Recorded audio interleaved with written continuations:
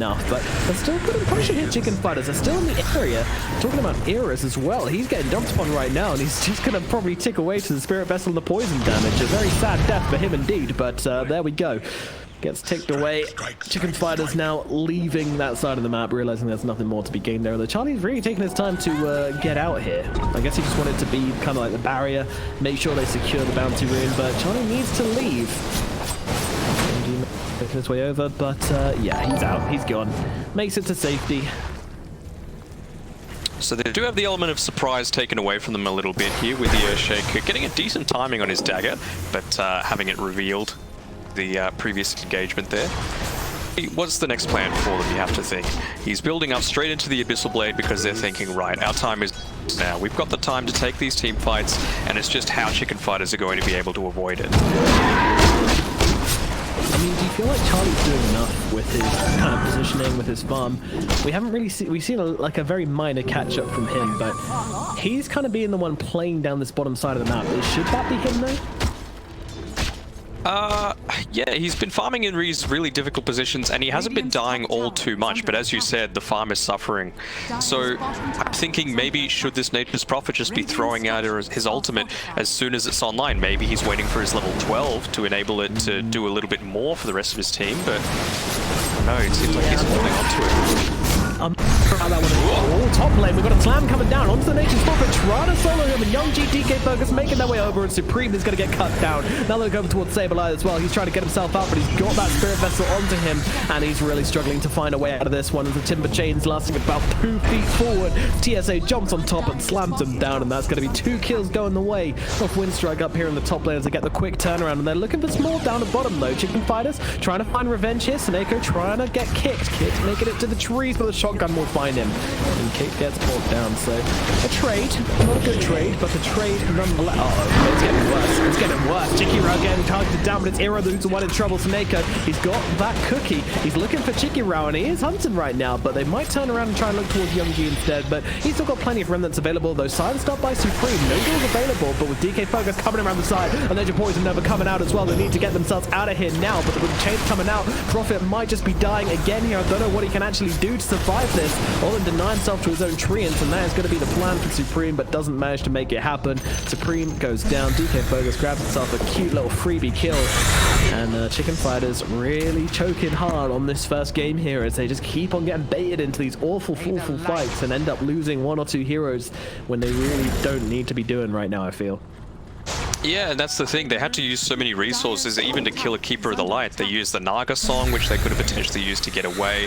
That meant that Supreme had no respite when he was trying to get away from these heroes that were able to come back in. It's the style where the main cores on Winstrike don't really need to wait for any sort of cooldowns. It's more of a thing of they won the early game, and if you have an Echo Slam and a Will-O-Wisp, it's a bonus. This is a double damage going into Roshan as well. This is not what they needed right now, Chicken Fighters, but Winstrike, they're going to have an Aegis in their claws very shortly. And along with that, huge swing of momentum. The Abyssal Blade has been queued up by the Ursa. He's going to have that soon enough as well. Absolutely terrifying. I did like how... with the Keeper of the Light Chakra Magic with the overpower. Absolutely beastly. And Consummate Sableye, I think he should be okay. He's got a yield, so if he gets chained, he can just throw himself into the air and wants to wait for the... oh, was waiting for everything apparently. This is... yeah. They've got the Echo Slam back up. I'm just trying to make it last here. Yeah, looks like he's doing okay. Alrighty, lives. I did previously like how Sableye was building his Timber Saw. You know, he realized that he had a Venomancer in the game, and so he only had the 1 point into the reactive armor, just fit to be useful in lane, basically enable him to tank up creep waves. But now that they've got the Spirit Vessel and the maxed out Poison Sting on the Venomancer, I'm not sure if it was the wise choice to actually get 4 points into it. More points in the Whirling Death would mean that, you know, they get these couple of extra kills in the team fights. Yeah, it's an easy path of logic to follow, but at the same time, playing without reactive armor in any game is always like a Timbersaw player's worst nightmare. Feels like such a core part of a hero. I'm not sure. TSA just being annoying, cancelling out the outpost here. They will still be able to get it though. And Yeah, I mean, what's this line really done this game, though, as the position 4?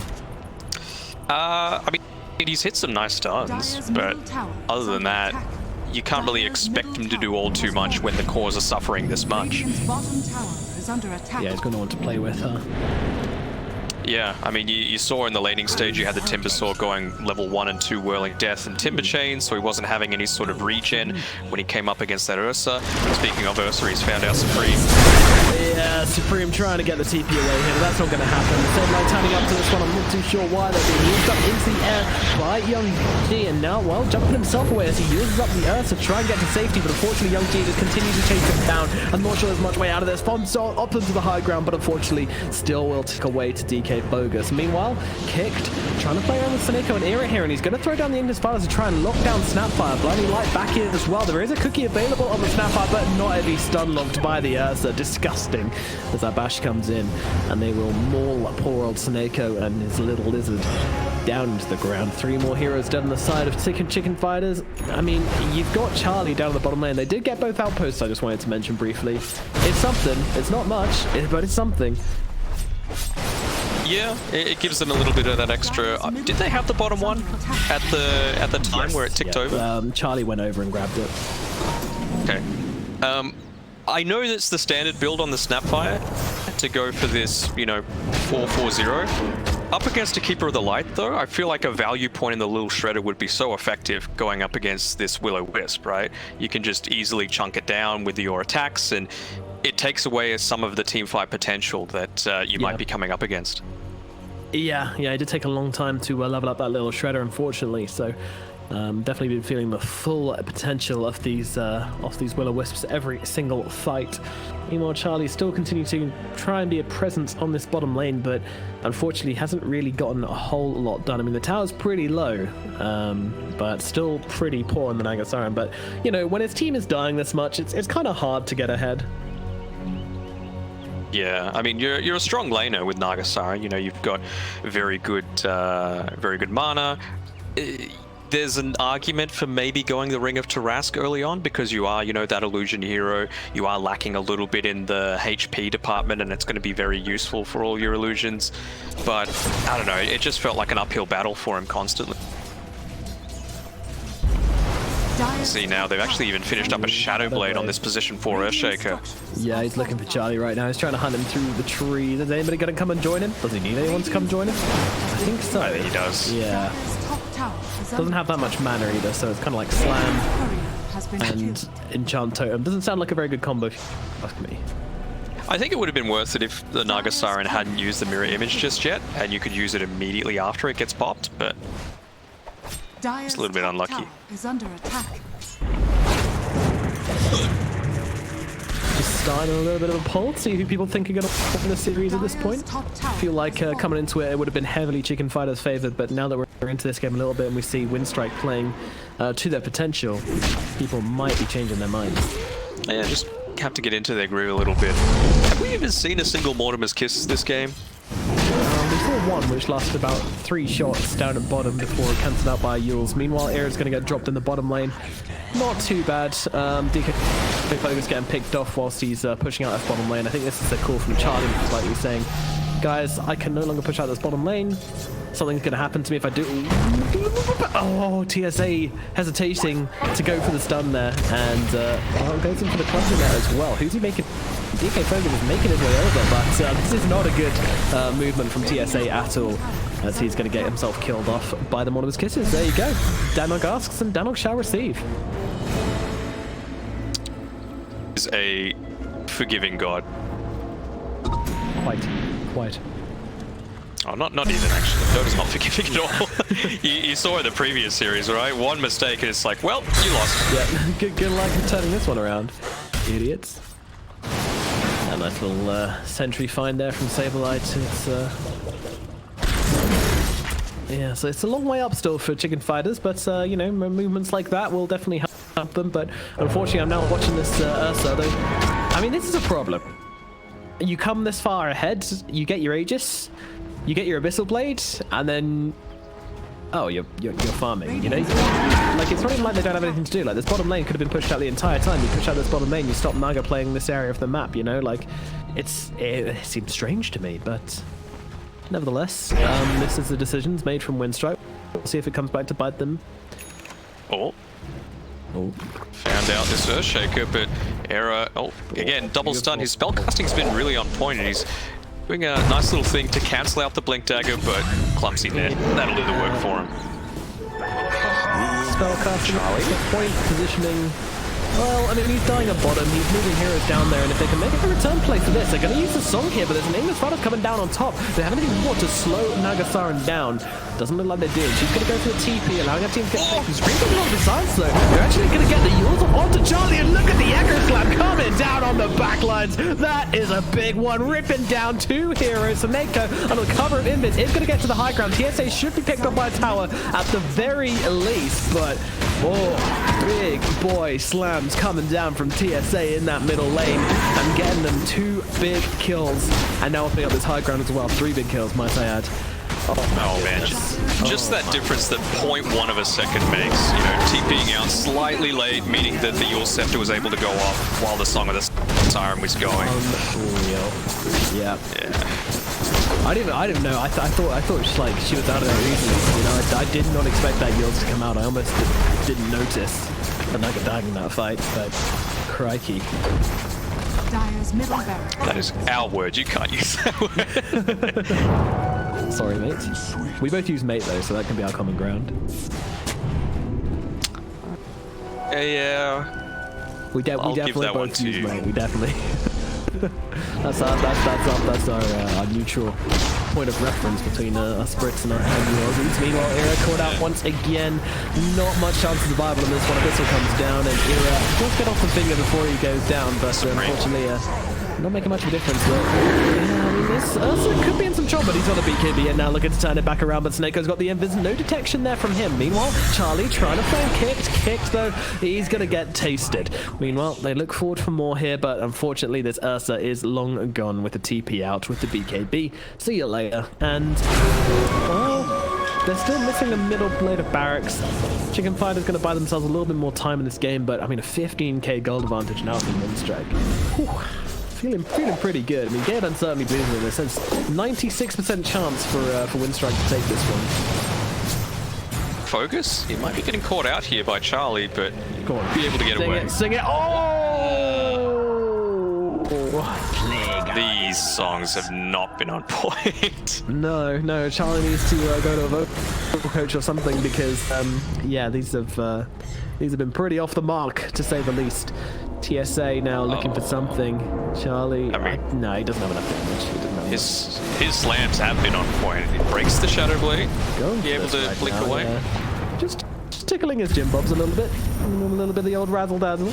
He's got him stuck in the tree. I mean, he's underneath a bunch of creeps. Yeah. He's got another. Oh god. Oh no. I don't know quite what to say about that one. I mean, people might have been expecting some play-by-play or something like that, but in moments like those, sometimes a bit of hesitation, a bit of umming and erring sums up the situation about as well as any words could. Sometimes you just like to watch, you know? Watch and... It's like a car crash. You like to watch car crash? That's pretty messed up. Yields up in the front line, trying to get himself out of this one. There is going to be one of his kids coming on over the top, but unfortunately, not going to get much of a difference. Although I say that, nice tree somehow pooping out the Ursa, but it doesn't really make a difference. Sable's still going to get jumped down a low. Gone out onto the Ursa. Can they find the finger? They cannot, and now the big damage coming on through. Supreme does have the BKB though, brings down TSA, but needs to get himself away from his Ursa. BKB will not protect you from this ferocious teddy bear. The trees come out, but Ursa cuts straight on through, and they'll get themselves Supreme as well. Chicken Fighters, it's just not working for them right now. That comes forward once the Ember Spirit. He doesn't care. There is not much left in the tank for Chicken Fighters right now. Top lane of barracks starting to fall. Winstrike are very far ahead. Yeah, I'm feeling a little bit iffy about the way that Sanoku's been playing this. You know, he hasn't been playing around his team as a support. Again, in that team fight, it was a really nice placement of the Will-O-Wisp, but it should have been relatively easily dealt with by him with the little shredder. But as a result of that, Supreme was forced to run down instead of just straight back into his base, and he dies as a result. So it's just these like little decisions that aren't quite going their way. that are snowballing into something much worse, which is a 20k gold lead for Winstrike. Yeah, I mean that is pretty bad. And Charlie, my dear boy Charlie, still number 5 on the net worth chart, and no chance of moving anytime soon. Okay, he overtakes Supreme, but yeah, no chance of moving above any of the enemy team anytime soon. And they want to try and make a play here, but going up onto the high ground, Smoke immediately pops. Soneko immediately seen here, but they're going to try and make the play onto the Ember Spirit. I mean, they've got the Hex out onto him. Now Net's going to follow up as well, but Young G able to keep his distance easily enough. Soneko Saberlight trying to get on top of him, but the jump away is easy. Now in comes Ursa, ripping this Nature's Prophet. I'm sorry, this Nugzar to absolute shreds. Ekazan going to come down to control of Saberlight as they continue to lay in damage. More damage. Supreme trying to find a target as BKB is just going to waste as he can't even get on top of anyone. Now the Ursa on top of him, trying to take some down. He gets right inside those trees with the Nature's Prophet. Supreme, nothing left for him to do. Both the cores go godlike on the side of Winstrike. They'll tone down Soneko once again. They're still trying to throw bodies into this fight, but unfortunately the bodies shall only contribute to the flame that is Winstrike as they call the GG.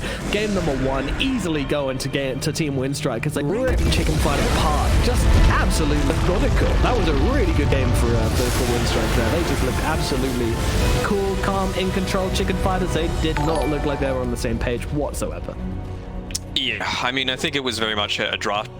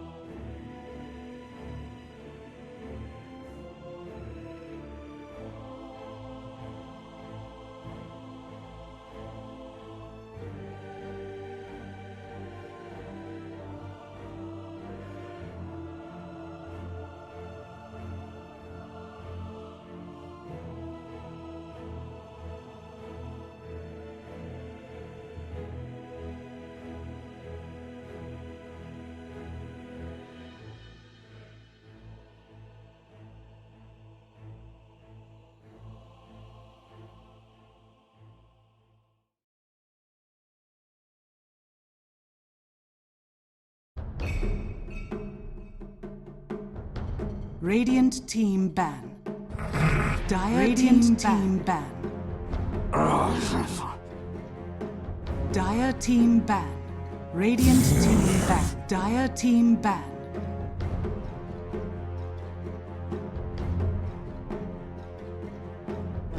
Radiant team ban.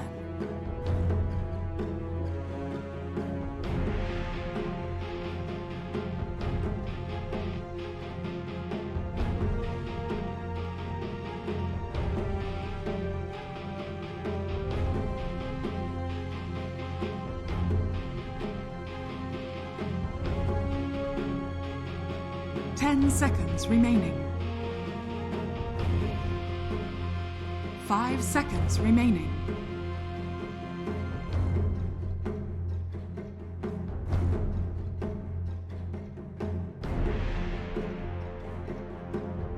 Dire team ban.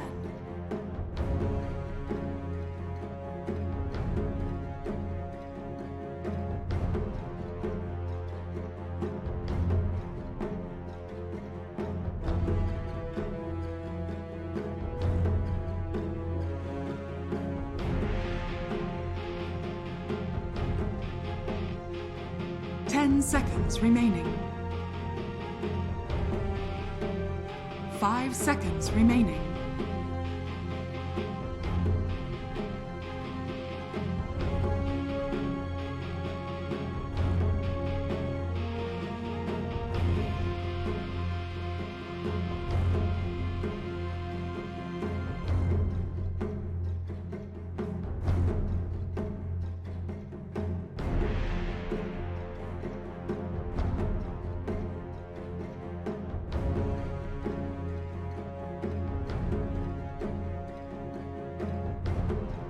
Radiant team pick.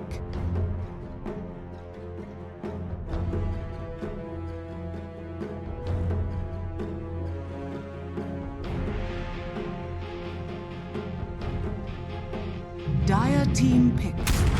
Yeah!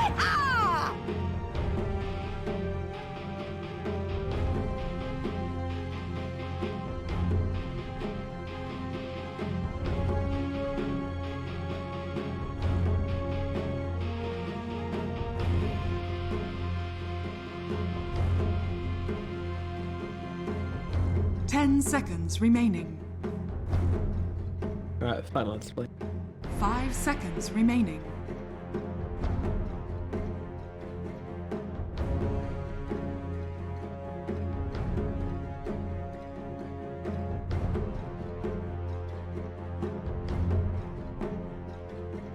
What's left, what's right, what's down, what is up everybody, and welcome back to the ESL ONE EU closed qualifiers, where my name is Nomad, and I'm being joined by Mr. Dan OG. Is that how this all started? Were you like a really edgy teenager? It's like, yeah, I'm gonna be called Dan OG, and then you kind of got into casting like, actually, that's quite a lame name. I'll just be Dan Og instead. Have I figured it out? It is a edgy, stupid teenage thing, but not the way you might think. I'll leave it at that. Oh, okay. Is your middle name Octavia and your last name Gillette? Dan Octavia Gillette? I don't have a middle name, actually. Oh, me too. Me too. We can be friends in that. We're finding so much in common. We both say mate. We both don't have middle names. Goodness gracious. Anyway, we're in with game number 2 of Chicken Fighters versus Winstrike, and it's getting spicy. Chicken Fighters, probably the favorite of this tournament, are backs against the wall right now, as Winstrike really laid the smackdown on them in game number 1. They're going to have to pull out something completely different if they want to take game number 2, and something completely different is going to be a Snapfire and a Death Prophet opening. A very early Death Prophet here. What do you suppose this is trying to say? Well, they're banning out a lot of the other things that can do this early game push, and they don't like it being taken away from them as it gets later on. There's not too much that an Earthshaker can do against a Death Prophet. You know, like, yeah, later on, if your thing is really bad, you can pop her after she uses the Exorcism with a really nice Echo Slam, but other than that, it's not a ton of burst damage. So you can regen back up with the Spirit Siphon, Shadow Fiend is something that I'm finding a lot more useful for this Winstrike lineup to be able to deal with the DP. It does that insane burst damage with the Shadow Rays. It prevents you from getting off the Spirit Siphon if you can get a nice Requiem off, and it just fits their composition a lot more. So I'm liking this Shadow Fiend pickup. Yeah. Good old CIS Shadow Fiend always coming in, but I do like it paired up with a couple of these cool heroes. I like it with basically anything with some long-range disable, because it just kind of always assures that he can get off that Requiem. And if you can get off the Requiem, you're feeling pretty happy. It also slows people down when they're running away as well, which can be kind of annoying if you drop the Exorcism and then, you know, don't have any follow-up lockdown. Then sometimes the fear actually can work in their favor and get you out of the danger. So it's just good to have that option, and kind of opens up more uses of that Requiem in a way. Meanwhile, they're going to grab the Clockwork for Chicken Fighters, that long-range initiation. Looks like it's going to be either an offlaner or a 4. And Winstrike respond with his Venom. I mean, it worked well for them last time. Do you think it's going to be as stable for this team from now on? Well, I think the Venom is just really good against the Death Prophet, you know, being able to minimize a lot of those heals that are coming through. With this Clockwork, as you said, it could be the 3 or the 4, but the big thing is it just completely screws over both the Earthshaker and the Jakiro. You can't get off anything other than Echo Slam, essentially, if you've got a Clockwork on top of you with a Battery Assault, and it does set up easily the Mortimer's Kisses if you're able to get a really nice hook shot off. So my thought would be that it's a position 4, because you're able to just get so much done actually needing the items to do so. Yeah, it seems to be a great answer again to what Chicken Fighters are throwing down. Also, you know, it kind of punishes like teams which like to come in and out without really committing too hard to fights. That's like this Clockwork, right? Like sometimes you like to hook shot, sometimes you like to hook shot and then bat them away with a well-placed cogs or something like that. Really hard to do versus Venomancer, because he's going to pop that out, he's going to pop down a bunch of slows on you, and you can't actually escape him anymore. Doesn't really matter if you pop cogs or something, you're just going to be so slowed up. So yeah, I do like this Venomancer a lot. I think it fills a lot of holes for Winstrike, but yeah, I don't know, I'm a little bit. I suppose I've got Earthshaker and Jakiro. They don't really need that much lockdown, but I do kind of feel like I'd like a little bit more from Winstrike just to tie things off. But what I really want to see now from Chicken Fighters is a Druid, though. I feel like the Druid can kind of do a lot. It's a pretty safe hero for Charlie to play.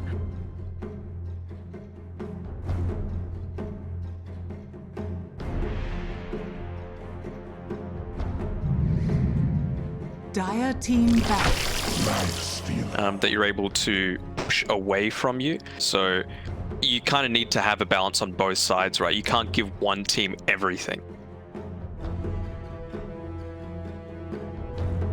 But they've chosen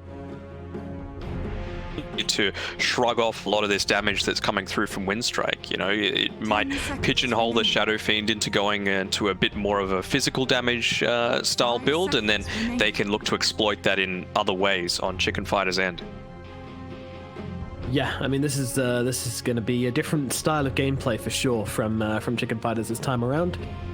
Using that Lifestealer as kind of a more active core, someone who can actually play, someone who can actually fight up into a Winstrike. So it looks like they want to take the fight to Winstrike this game, which is something I think I'd like to see from them. Last game definitely felt very it kind of felt like they were just not really getting a lot done on the map.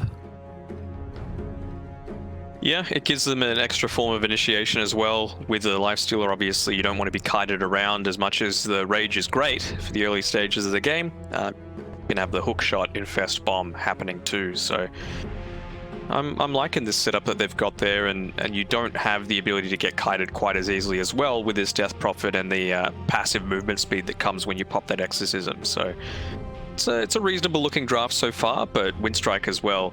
Very, very scary early on, and might force this early BKB out of the Death Prophet as well.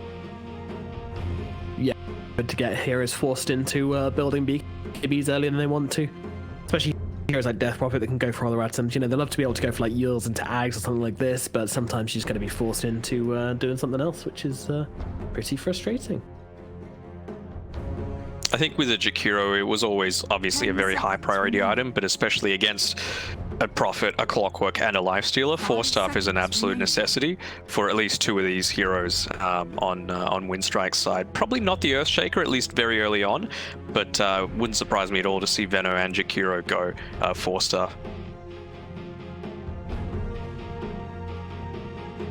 So with that, you know that a lot of the gold will be used for movement-based item builds. So what then does that open up is the thing that you need to be thinking for Chicken Fighter's side. You know, what can you exploit? Is it being able to perhaps build up a pipe where the other team doesn't have the net worth to be able to do it, at least for the very early game?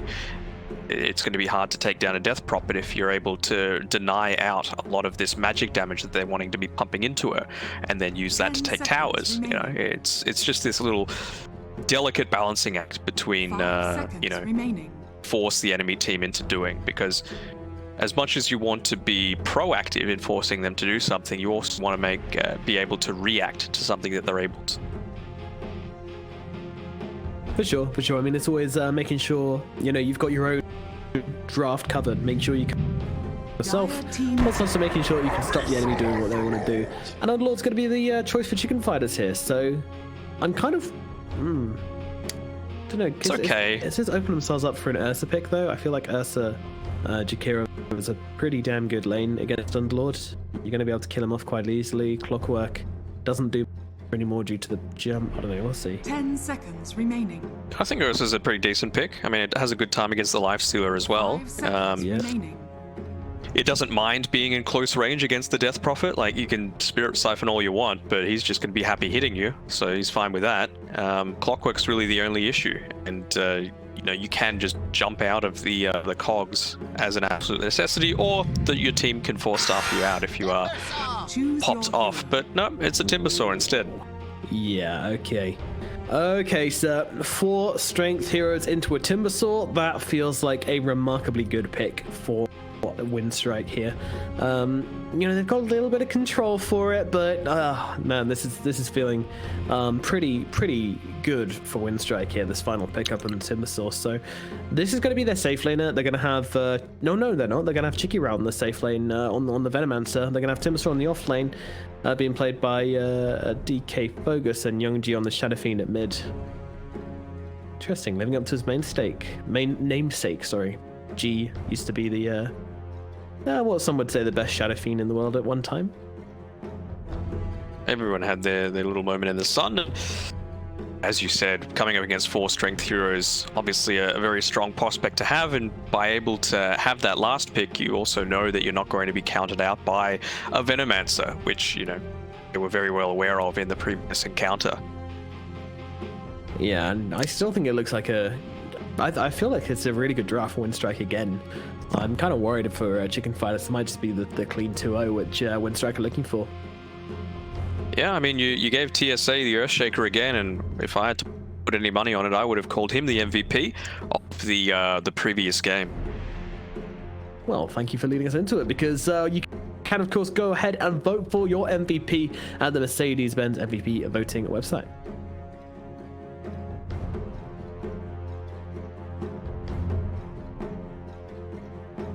I'm a professional nomad. That's what I do. Very good, very good. Remarkable.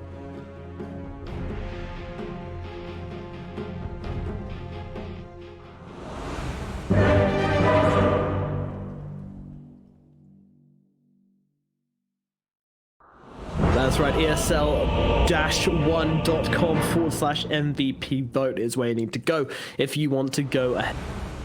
Get your votes in, because you know, all of these guys are going to be playing up over the next few days. Each region has an MVP available for it. I'll live with you. I don't know what it is. I don't think they're giving everyone from each region a car this time, because that would be quite generous. I don't know. Because not my decision, strangely. Alrighty, let's get into game number 2 of Chicken Fighters versus Winstrike in this best of 3 series in the upper bracket round 2 for the closed qualifiers for ESL EU. It's a lot of letters. Good luck, have fun. It is a lot of letters.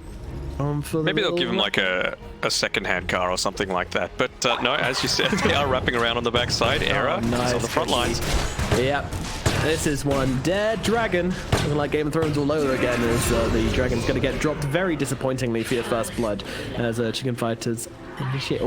Dropping the good luck, have fun after the first blood. I'm not sure how gentlemanly that is, Saberlight. I think it might be testing the limits there, but still, all in good sports, I imagine. I would have given him a smiley face as well, just so that they know what's up. Yeah, make sure you hammer the point home. We know what we did. We know what we're doing. So, DK Focus is currently... No, he's hanging around mid, but it is obviously going to be the Shadow Fiend in mid. He just wants to make sure he gets the lane up. Look at Chicky Round, DK Focus. They're just chilling here. They want to see their matchups first. Saberlight is waddling his way down to the bottom lane on this Underlord, so I imagine they want the Timbersaw versus the Lifestealer, I would think. Yeah, I mean, it's fine, honestly. Wherever he goes, he's always going to come up against these strength heroes. Yeah, strength heroes in either lane. And look at TSA here, by the way. He's gone around the back and he's fished off the enemy creep wave, so it's going to come under the tower because they're on the Radiant side. So this is going to upset the equilibrium a ton. Basically allow him to not really need to be in this bottom lane. Just Cheeky Rao will be able to take it all for himself. Kikid, he's gone very far forward, and it's actually 3 heroes up top. Yeah, he could be in some trouble again here. This might be your second blood on Secura once again, and it certainly shall be. He loses his life. Meanwhile, Saberlight able to CS very safely under that tower. That is the one thing. If you do bring an Underlord's creeps under the tower, he's got Atrophy Aura. He's going to get every single creep anyway, so he doesn't really care. Now he's got the early level 2. But that's maybe not feeling too great about this one anymore, but we'll see how this one goes. Meanwhile, in the middle lane, Supreme laning off versus Young G. It is the DP versus the SF. Thoughts on this matchup? It's a relatively even matchup, at least at the very start, until the Shadow Fiend has that extra damage through the razors. You're able to flash farm a whole lot more in the jungle. Doesn't help if you get things denied out like that, but it's easily recoverable. Yeah, Supreme just trying to be as annoying as possible, but it's the usual case for a Shadow Fiend at the early levels. Can be a little bit difficult to really get online. Once you get those Neck Masteries coming on through, feeling pretty good about life. It's 7-0 compared to the DP. Well, we'll see what she's on after this creep wave comes under the tower, because then things will be even. Kikid is he always needs to be very mindful of the oops, sorry, my voice there, being chased down by this Clockwork. And speaking of Clockwork, he's pulled in this wave underneath his tier 1 tower, so a little bit of guaranteed farm for Saberlight there, and he's just going to continue to harass out this Jakiro as much as possible. Yeah, so I'm not sure who actually tried to swap up the lanes here. Might be something we're missing, but it seems like they really don't want a certain matchup here. But I guess it's the... surely it's the Lifestealer and the Timber you don't want for chicken fighters, right? That seems like the worst matchup out of these 4 heroes that can happen, but I'm not sure. Either way, they're stuck with it now. But they're going to do as best they can for Snako to try and push back DK Fogus and give Charlie a nice time. Certainly give him a better time than we had last game, because he got absolutely steamrolled. Didn't see anything from him. Yeah, let's give him a bit more space and continue the aggression up top here. He's hit up onto his level 2, so now he's got a bit more potential to start zoning people out. It's caught by the dual breath, so he's probably need to cog this off to stop getting chased down by the Jakiro, although he does have that boots of speed, so he's going to be able to outrun anything he tries to put forward. Yeah, and Kick's like, well, maybe I could try and slow him down a little bit, but nah. I'm just allowing Saberlight to take these creeps and continue power leveling through this game, basically. He's now level 4 and 3 minutes into the game, which is quite impressive for an offlaner. And you can see down here, Charlie, he's going to be using a lot of these resources in his net worth for regen, because the constant harass that's able to come out from the Timber Sword that can just passively regen is going to be way too much for him to handle. And he's been so annoying for Charlie to deal with here. And there's not really much which the Light you can do either. I mean, it's not even like there's a counterplay to this. You just... If you want creeps, you're going to have to tank a Whirling Death for it, and that's the trade. There's nothing you can do about it. Good luck, sir. But at least he's a Lifestealer. You know, he's got the 2 points in Feast. That's going to help him keep nice and healthy regardless. But yeah, being a strength hero into Timbersaw never feels that good. Meanwhile, at mid, Supreme has been able to kind of keep level with Young G Hero. Maybe pull ahead a bit, actually, as the wave is coming in for him right now. There's an Earthshaker passing on nearby within this room, but not much he's going to really do to a Death Prophet, I don't think. Wants to look towards top instead. Sees Error hanging out, and knows that Saberlight's going to be all alone for now, so... Let's see. Kicked, though. Not really interesting coming over just yet, it seems. It is Shaker here. They're trying to body block out Saberlight as much as they can, but Level 5. He Get should him. be okay. Oh, they got him in the trees, though. He doesn't really have a way out of this one. Going for the TP, and there is no interrupt, so Sableye gets himself to safety. See you later, boys. And going all the way back to base to get that health and mana back. He's not level 6 yet, so no Dark Rift back to lane. I mean, it's only 5 minutes into the game, so we'll let him off. Not even 6. Yeah. It means that they miss out on all these bounties on the top side, though. Although Seneko is going to grab both, you would think, on the bottom side of the map. Seems that way. Able to patch up the holes in his team's play a little bit. I'm interested in seeing what sort of build Charlie goes here, because it's not a Radiance game, you wouldn't think. A lot of the damage that's able to come through is heavily magic. Yeah, you can still do damage to Timbersaw through a lot of this reactive armor. Oh, they're converging on G here. Looking for him now, aren't they? Young G in some trouble, gets him inside the cogs, nicely done as well. And he can't seem getting his spell off. There is a 3-man Fisher coming through, but it doesn't really make a difference. And now Kick might just be adding to this one, as well as Era and Snake are able to keep their distance long enough, so the Supreme just runs down another TSA, trying to be careful. Still wants to see if he can throw in a Fisher and set up for something maybe, but I'm not really too sure how much he's going to get done here. Look at the Seneko look. Oh, he wanted the courier. Okay, right, that makes sense. Well, Sure, why not? he got it. Sure, it doesn't make a big difference to anything really, but yeah, I mean the middle tier 1 tower taking a lot of damage. A huge first use of X's and 2 kills, nearly a tower, but now they're looking for revenge here. But Era actually straight on top of Young G here. This guy is so annoying. Meanwhile, stun forwards onto the Earthshaker. Supreme's on top of him, has some 2 points into life drain as well, 3 points into Crypt Swarm, and this is going to put an end to the Earthshaker's life as well. 3 kills now adding up in this middle lane for Supreme, and a crazy good first usage of Exorcism to drop that tower nearly down to nothing as well. So all across the board looking pretty good, and Era's still looking. They might even find this Observer Ward. Yeah, Era really wants this. Kix is going to try his best to defend it, but he won't be able to stop Clockwork from just taking this. Will he? I try and deny Get it. from them. Oh, yeah, that's true. With the Liquid Fire, it's really hard for Era to secure the bounty. And that's the thing as well, you know. We're all found out again.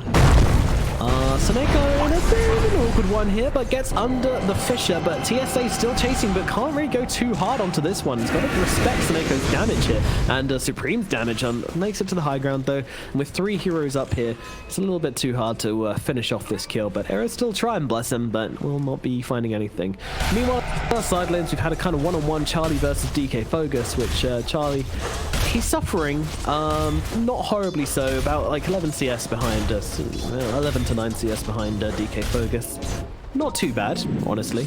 Meanwhile, Saberlight, he is 42 and 5 to the Venomancer's 37 and 4. So again, a pretty close lane up at top, all across the board. It's very even this time around. We'll throw it over to Net Worth for now and see this Death Prophet unsurprisingly on top with 4 kills so far.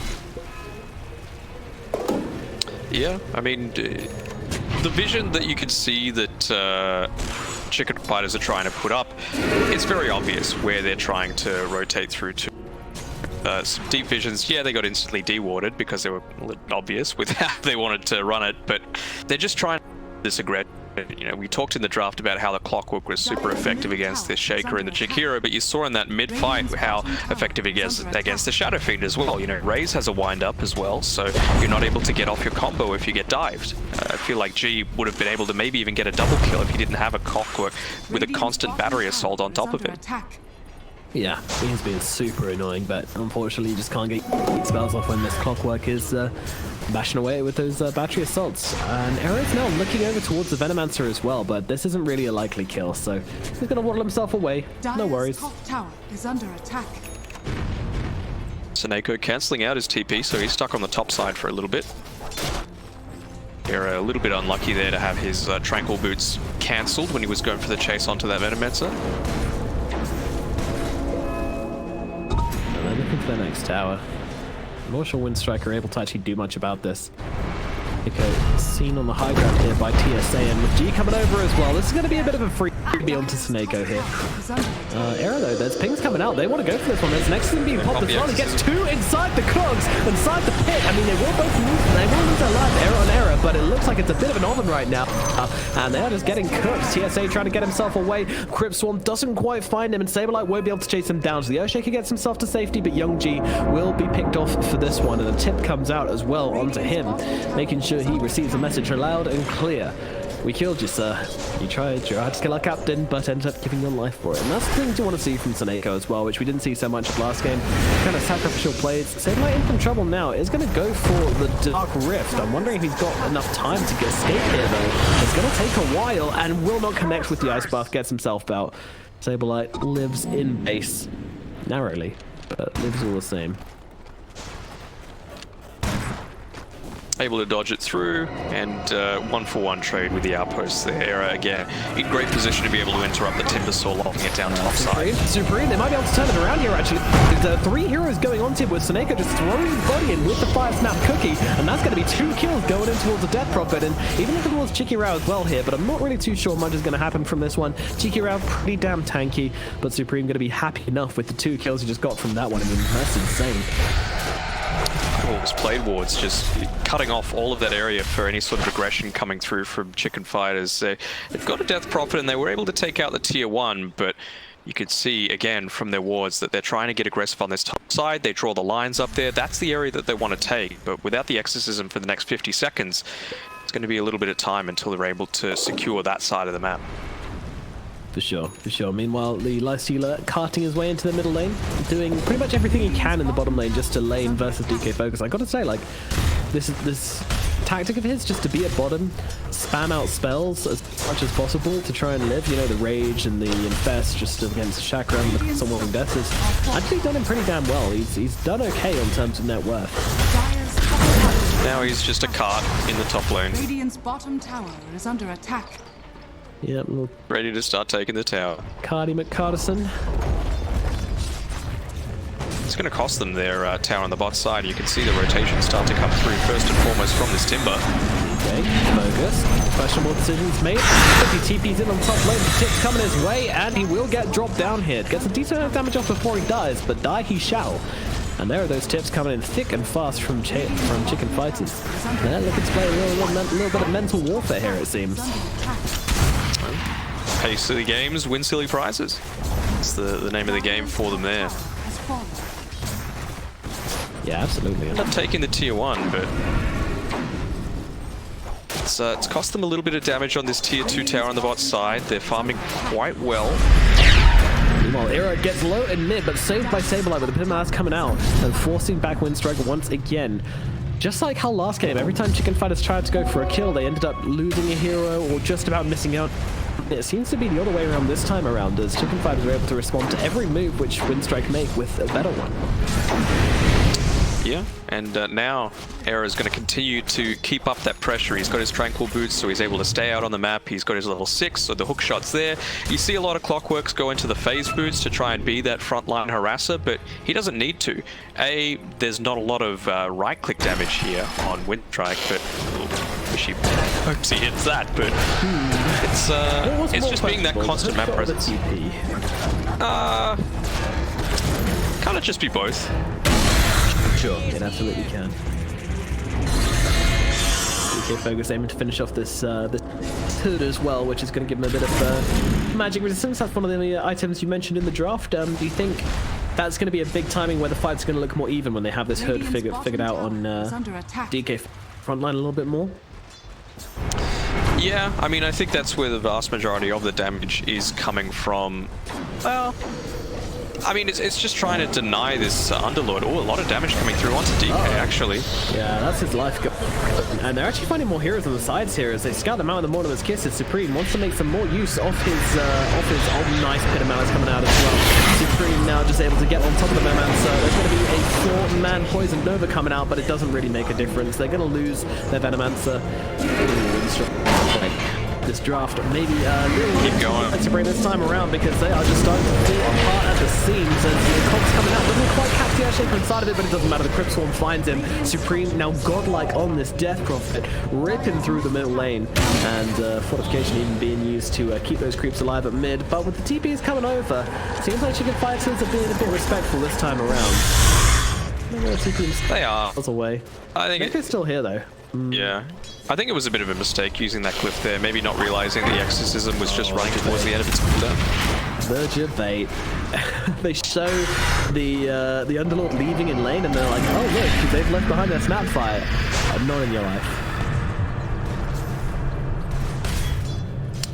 It's looking like an exact reversal of how things were going in the early stages of last game. Now Chicken Fighters with a strong lead. Now the 15-minute mark is coming up as well. You're going to see some of these other items start to make its presence. If anything, I think that might enable Winstrike to start to catch up because it'll provide a relatively larger benefit for them.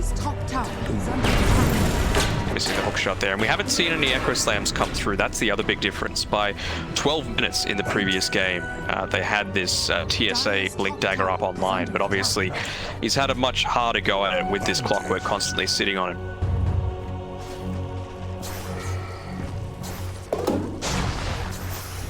Yeah, he's definitely struggled to find his impact this game around, and I think that's largely, I mean, Clockwork versus Earthshaker is a miserable matchup for the Earthshaker. Absolutely miserable. Well, Saberlight's found out the Chikiro, it's a level 12 up against a level 5. It's always going to be a rough time for him. Level 5 at 50 minutes into the game, what happened to this man? He hasn't even got brown 0-7 and 0, that's what's happened. Jesus. Yeah. There's been a murder in this game. No brown boots against a Clockwork is not ideal, and then you've also got a ton of other slows and stuns coming through on Chicken Fighters. It's a rough game for the Twin-Headed Dragon. Roshan falling pretty fast here in Winstrike. They are helpless to do anything about it. Just gone to the EP strangely, but whatever. Yeah. She's, I suppose, the majority of the damage that they've got coming through right now. Still 1,300 gold until this Lifestealer has the Desolator. It's going to enable even more of that tower push to rapidly come through and provide a bit more of that burst damage while the Timbersaw doesn't have too many reactive armor stacks. Yeah, but, you know, never really the greatest to have a hero with a spell like Exorcism, Shapeshift, Metamorphosis, God Strength, you know, these kind of transformation spells with long cooldowns on your Aegis, because you kind of just lose it. Yeah, I think they're just confident in the fact that it's not going to die, so you may as well just have that little insurance policy. And we've seen that Supreme's been able to get a lot of work done without even having the Exorcism up online. Yeah, it also means that if you get picked off at the start of the fight, that it doesn't matter because you've got the Aegis, obviously. So if you can't get off your Exorcism, then, well, it's not going to happen. Here we go, mid lane. Yeah, so it's the Lifesteal is inside of Arrow right here. Looking for the hook shot. This has to be a good one. We've struggled so far, Arrow, but maybe we can find a good one now. Looking for the sidelines. In he goes, finding the Venomancer, trying to go forwards for Young G here, but Young G has to get off the Requiem, but there's a rage out onto Charlie already, along with one of those kids over the top, but it's not really getting a whole lot done, but some really nice kisses coming out all the same, doing good damage. Meanwhile, TSA still waiting around the side here. He's got the Echo if he wants to jump in. Kicked might be the first casualty of the fight. Will be TK Focus in some trouble as well. Charlie getting on top of him as well. It's going to be a second kill coming off for the Chicken Fighters. Saberlight limping away on pretty low HP. TSA not going to go for it. Going for the TP. Down to the bottom lane. Choosing to be safe instead. And another fight. Another win. Man, that's just straight disgusting. Saberlight was standing inside the macro pyre for a good 5 seconds that the Chikiro had laid down, but barely tickled him. Yeah. It's just this insane damage that they're able to put out consistently. Charlie, he actually doesn't do all of that much, but he's able to just sit there as the frontliner and soak up a lot of the damage that Winstrike are able to put out onto him. It's when this Desolator comes online that he starts to become a bit more of a menace and enable the rest of his team even further. It's all about disruption, all about being a pain in the ass. And this game has definitely been Aera's game for doing that. Still a little bit short of that Blink Dagger, about 100 gold away. Sense that that's what they're waiting for. That's the key timing that Winstrike want to be able to play around. I'm not sure if it's the wise decision to walk up onto this high ground. Oh, this is... What was he expecting? Yeah, I mean... I can't answer that, I'm afraid. The whole team was waiting around this Blink Dagger timing. And you guys farm that Blink just like, you know what? I really want to go see what's up there. Oh, nice hook shot forwards onto Chikiro as well. It's going to result in a kill onto him. The long range initiation, and Charlie being pulled up onto the high ground. A beautiful cookie. Have they called out the Venomancer? Arrow's coming in, wants to finish the job, and will be able to do exactly that. Focus trying to punish, but won't be able to get him close enough due to those cogs, and the Timber Sword's going to miss with the Timber Chain as well. Meanwhile, Supreme, he's focusing on the buildings. He knows what's up.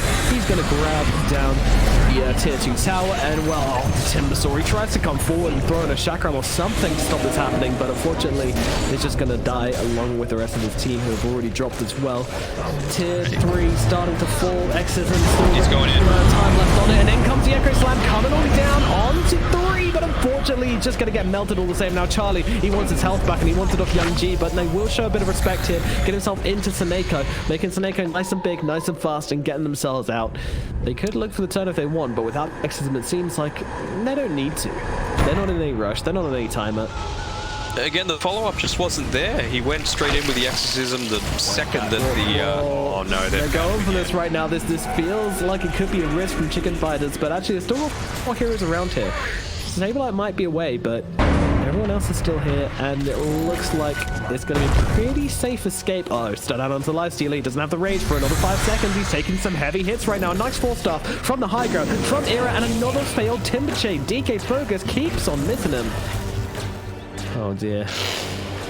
Could have been a kill, but unfortunately it wasn't. And all this time being wasted. And Death Prophet, she's 60 seconds away from Exorcism. When she's got that Exorcism, she's going to have Arcane Rune, Exorcism, BKB. I mean, could you ask for anything more for Chicken Fighters coming in this game? They're not going to have their Aegis then, but who cares? Yeah. I mean, it's what, 5 seconds away from expiring, so yeah. She's reached her level 15 though, so that's another little power spike, just having that extra tiny bit of cast range, useful for the silence, hanging on to that deep range, getting spotted out by this Observer Ward, so having to be a bit more careful, but you've got Charlie just able to frontline and take these towers with relative ease. He's picked up the Hyperstone as well, so he's become a threat in his own right rather than just a sustainable frontliner. Yeah, I mean, you saw how badly he destroyed that Earthshake when he gets onto the high ground. Like, if you can get on any of these supports, they will not be lasting very long. And dare I say, I mean, most of the cores as well. I mean, Animancer, he's got a bit of armor to play with, but the Desolator can rip through him pretty easily. The Shadow Fiend doesn't have that much, so some very vulnerable heroes to this anti-armor lifestealer. Yeah, these Winstrike supports just straight up cannot do anything if the lifestealer's on top of them. Same with the Venomancer. You got a 4-star, I suppose. That is it. Quick shot, not quite connecting onto DK Focus there from Era, trying to predict his movements, but they're doing so unsuccessfully. DK Focus trying to go for the TP out, and will be able to get himself out of this one. Well, a decent amount of time wasted from Chicken Fighters. Again, burning down that clock. Echo's going to be up in 1 second, but this is a level 9 Earthshaker, might I add, so no level 2 ulti, not even close. Looking pretty wet blanket right now. Where's our hey, he had level 6, good job. Yeah, he was level 6 like a minute ago, so I think he bought the Tome to make himself level 8. It's more impressive than it should be. Yeah, artificially increased XP. Meanwhile, another day, another Exorcism, this time under the power of the Arcane Rune, gonna make it last longer, gonna make it cooldown last less than. What can they do? Use it for the lockdown here as they've got the Requiem out as well. Supreme trying to keep himself alive. He's getting pretty low here, but trying to get off as many Spirit Siphons as possible and just run himself forwards and healing up so damn fast. And the hook shot forward onto TSA. Going to find him the second kill off this engagement. Beautifully done from Supreme. Recognizing the limits of his hero and just trying to get off as many Spirit Siphons as possible. And that's what GG's called. The game's going to go to the Chicken Fighters. They said the Spirit Siphon, but to be honest, it almost was to the Spirit Siphon. DP did absolutely everything. I mean, it was very good from Chicken Fighters game, honestly. When your cores don't die once, it's always going to be a pretty solid game for you. And yeah, when you think about the deaths that happened, I mean, Era, he should be in a position to die a lot of the time because that just enables the rest of your team. It takes a lot of the attention off of the cores that are actually doing the work.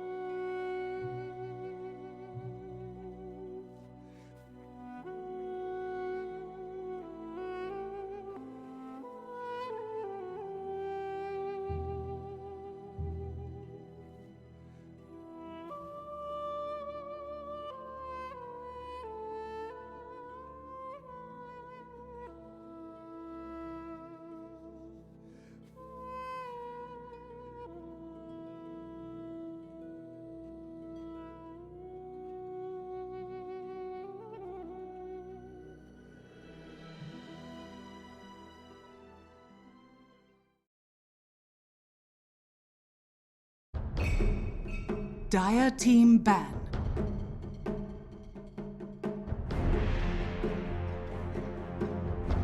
Radiant team ban.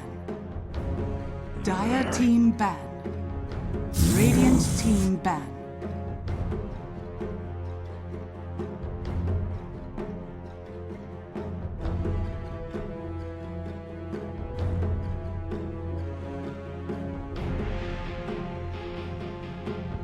Dire team ban.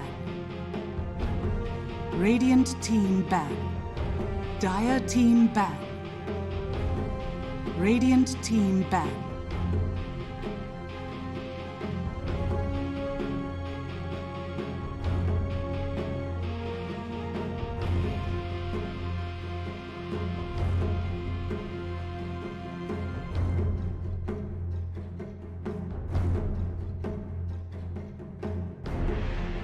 Dire team pick. Radiant team pick. I speak for the trees.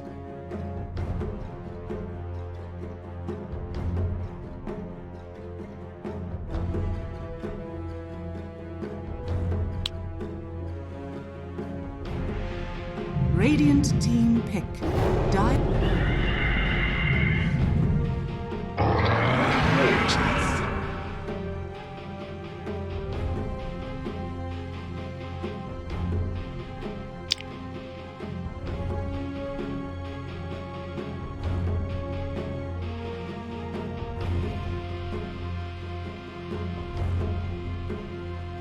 10 seconds remaining. 5 seconds remaining.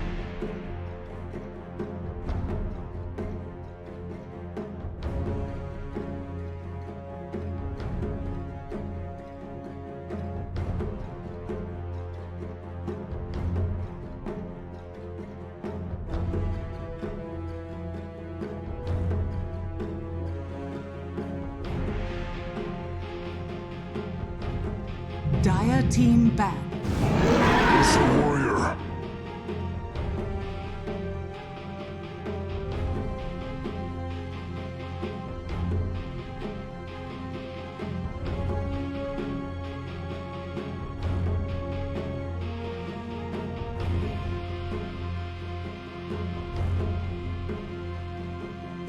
Ten seconds remaining. 5 seconds remaining.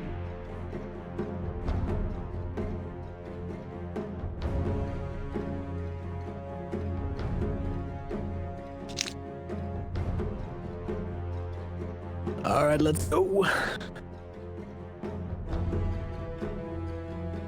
Hello and welcome back to the ESL not CIS. Yeah, not technically wrong. Oh, I can add more letters to it. Let's start again.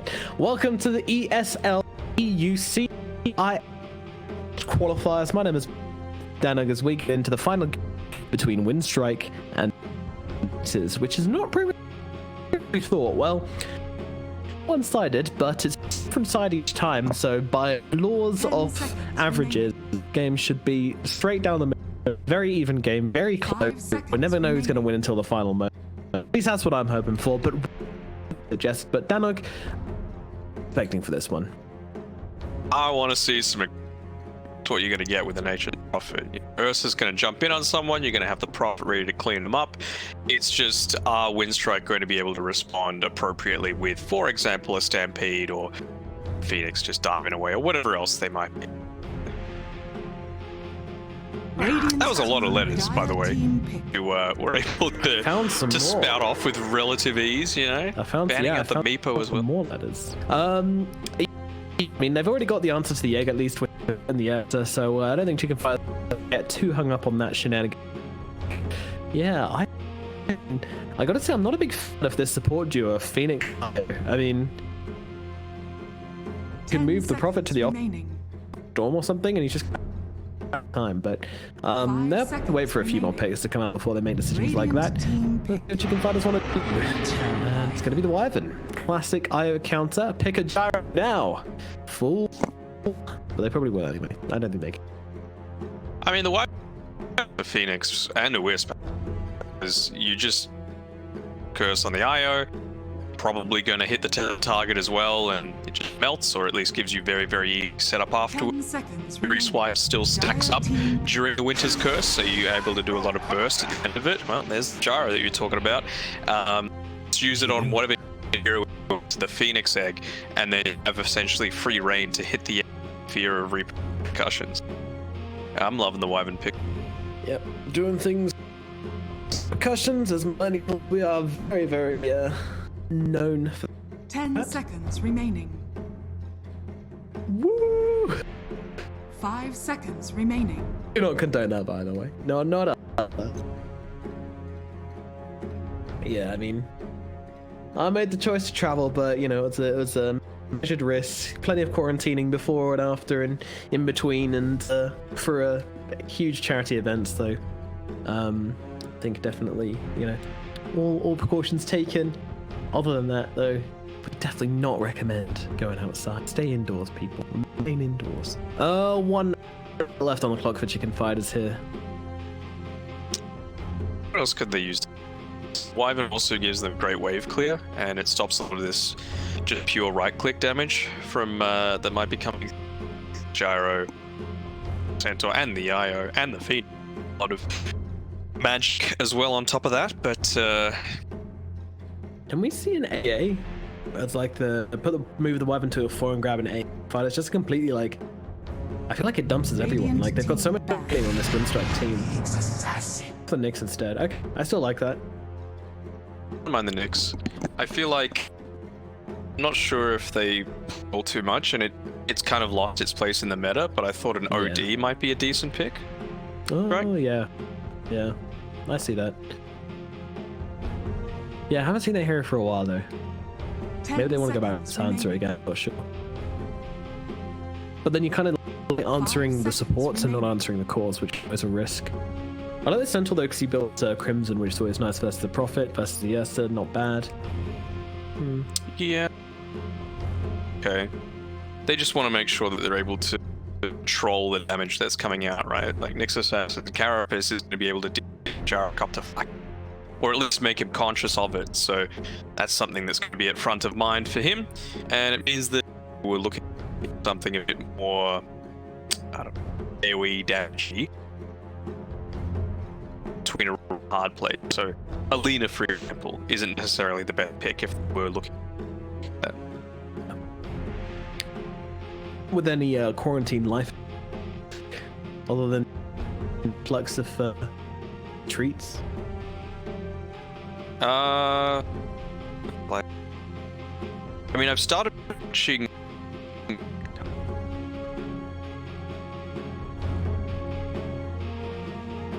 The woman, Kondo. Do you know? Dire team. Yeah, my therefore I know Marie. Does it? I love it. Watching a lot of her stuff and watching my wardrobe a little bit, just with her folding techniques. It'll change life. Just make everything. Nice. About like, does the spy?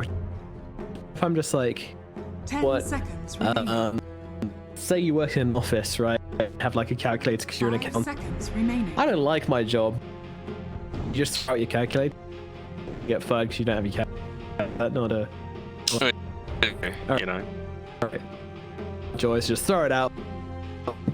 Well, you're bringing your calculator home with you. You know, just leave it at work. Oh. Work is a work Oh. thing. Oh, okay. It's kind of a life hack, but if you're working from home, try your best to make your workplace different from your game, because not only do you not procrastinate as much as you do that, but it kind of your work feed into your, and it's not healthy. You know, you need to have that solid balance between work and the extent of clothes that are a bit more worky, so that they're at least in the mentality of having, you know, them working. Yeah, I do that. That's my biggest thing, because I can't really change my homework and recreational. So I'm casting whenever I'm the staff and whenever I'm working at the job as well. So clothes. About changing, very different mid laner sort of We've got Sable. Oh no, not a mid lane. So Nature's Prophet at mid. They kind of baited up pick here, I feel, because they're naughty. Yeah. I mean, they should have known that Supreme was, I suppose, this series where they got dumpstered. 10 seconds Mid Nature's Prophet. Right? Confiners remaining. played the Nature's Prophet and they dumpstered. You know that was, and then they were very beyond the trigger figure. Maybe that was the start. He is a controller.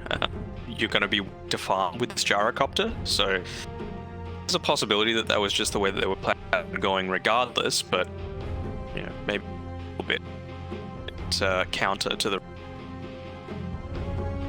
Perhaps, mayhaps, nonetheless, not a bad Nature's Prophet versus the Queen of Pains that too much, but yeah, I mean, it's interested in this Razor pick though. Razor into Gyro, especially when you've got four in the game. Well, I think that we can for a bit of a lane swap here as well. Razor to be laning into the store and no, they want the Razor to be laning Gyrocopter and the Ursa into the door. Because Ursa to Gyro, not going to have a fun time. And Razor's killed relatively long, so it doesn't matter that Gyro is a ranged hero. Still can get close. Find out how this one goes down as we get into Chicken Fighters versus it's me, Winstrike. Game number 3. We've been custom all day. I think I remember every game there must be, for every player there must be a best Prepare for that you should battle. vote for as MVP.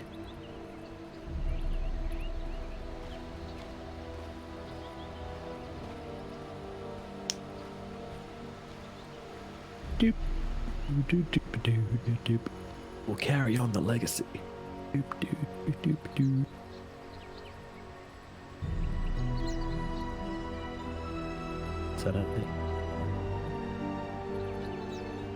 Hello, welcome to Fighters versus Winstrike. This final game here, with best of 3.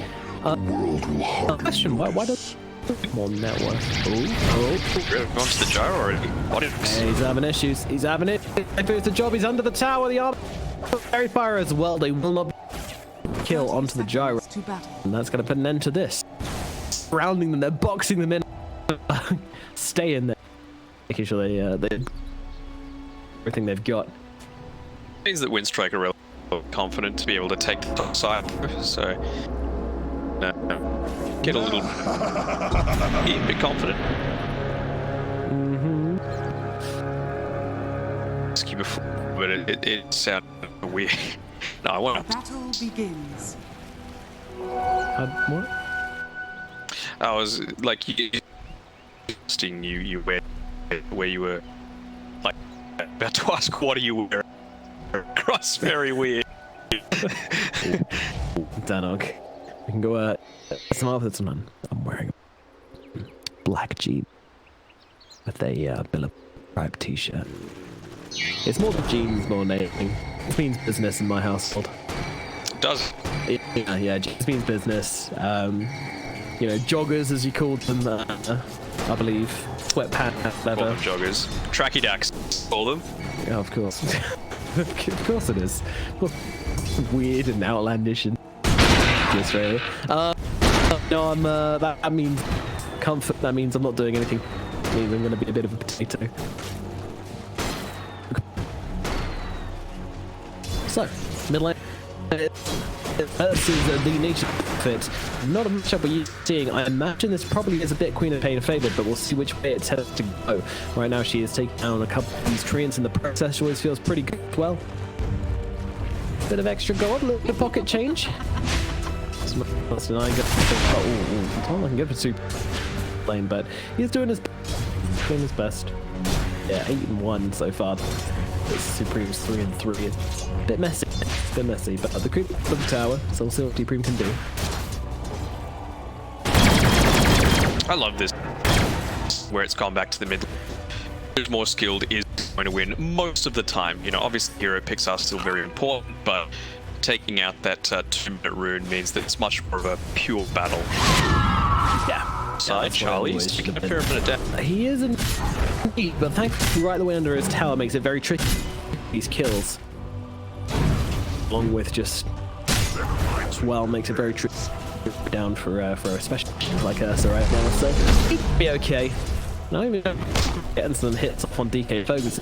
He's got that stomp off cool, and so meanwhile down to bottom, Saberlight dropped by creeps as he can't get out through the trees, kicked on a job though, so it will Saberlight to heal himself quite long. Can come.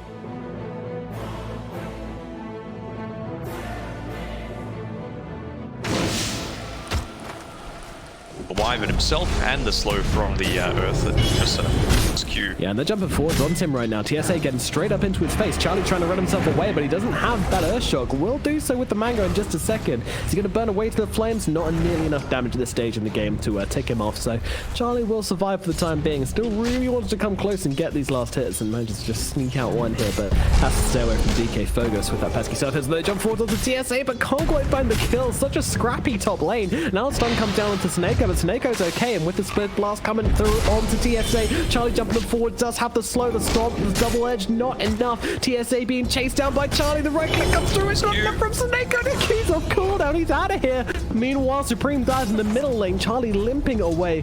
DK Fogus will not get the kill, and Young G does kill off Supreme at mid, as we mentioned. Wow. What a messy laning phase so far from these two teams.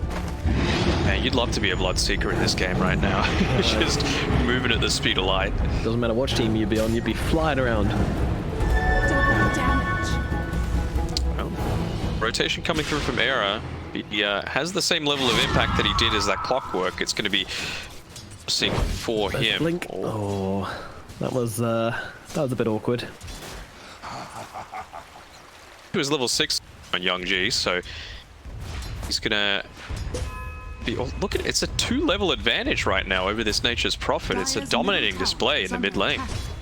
Yeah, it's really not looking good. I think Supreme is still learning the matchup, maybe with the with an Age Prophet, or maybe just a really good laning phase from Young G. I mean, it did look like he was absolutely punishing with the last hits earlier on. Meanwhile, Bounty Runes, TSA, going pretty hard for this one. He's still got that Icarus Dive to play with, and you know he's going to try and eke out as much value from that as he can as Charlie TP's back to the tower. Snake also run himself away from this pesky Centaur. But as for Bounty Runes, looks like we had 1 Bounty Rune for the Dire, 2 for the Radiant. Still 2 picked up, maybe denied, I'm not too sure. 1 missing. AFK Bounty Rune.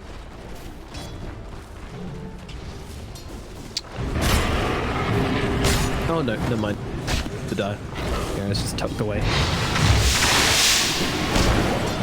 A lot of this aggression up top that Winstrike's been able to successfully have against this Ursa Winter Wyvern combo means that Cold Embrace had to be skilled up at the level 3 mark. Splinter Blast level 2 is just an insane amount of damage. 180 damage to everything in the range. It's just bonkers for, you know, this trading style of meta. So to force into a Cold Embrace, which doesn't do a whole lot anymore, it's a big win for Winstrike. Certainly is. I mean, this top lane going pretty much exactly how they want, currently speaking.